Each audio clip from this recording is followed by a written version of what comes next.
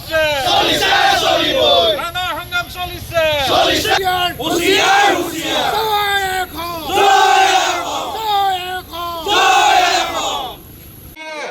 তেতিয়াহ'লে আমাৰ স্পষ্ট কথা কেৱল মাত্ৰ এটি পথ অৱৰোধৰ কাৰ্যসূচী গ্ৰহণ কৰি আমি ক্ষান্ত নাথাকো।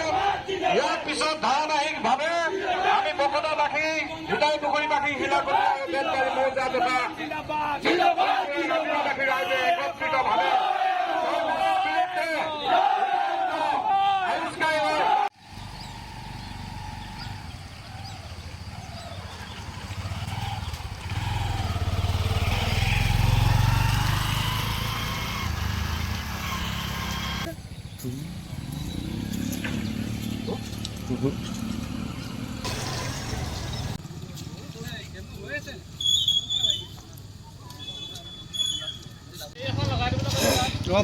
পথালি কৰি ল'লে হ'ল।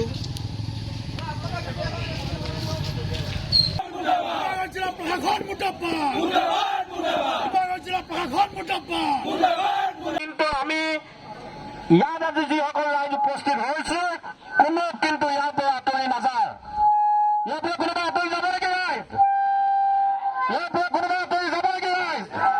যেতিয়ালৈকে আমি সমাধান নাপাওঁ তেতিয়ালৈকে আমি ইয়াৰ পৰা কোনো এটা মানুহ নিহিলো। আমাৰ যিকোনো প্ৰকল্প আজি আয়ুক্ত মহোদয়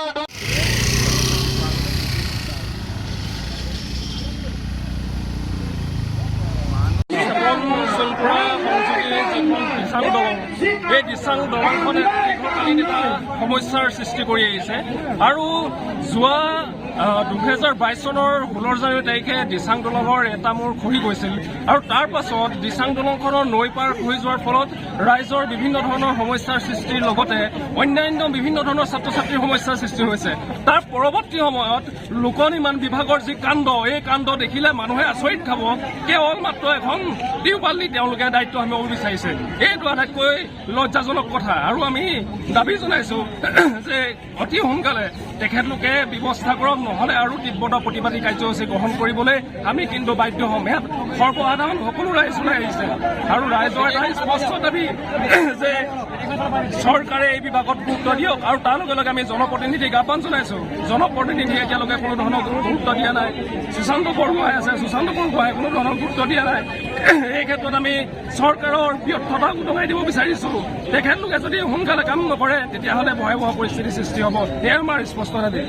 গম পাইছে ঐতিহাসিক শিৱসাগৰ জিলাৰ চেপনচোনপৰা সেই পথটোৰ ওপৰত নঙলামৰাস্থিত যিখন দলং, সেই দলংখন আজিৰ পৰা দলংখনৰ এটা মূৰ মাটি খহি যাতায়াত ব্যৱস্থাটো সম্পূৰ্ণৰূপে ব্যাহত হৈ আছে।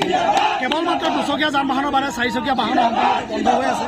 কিন্তু তৎসত্বেও এই অসমৰ দুটা ব্যাগুম বিভাগ, বৰকাপ্তানি বিভাগ আৰু জলসম্পদ বিভাগ, জিলা প্ৰশাসন, এই তেওঁলোকে একেবাৰে সম্পূৰ্ণ অৱহেলাৰ দৃষ্টিৰে চাই আছে একমাহ ধৰি।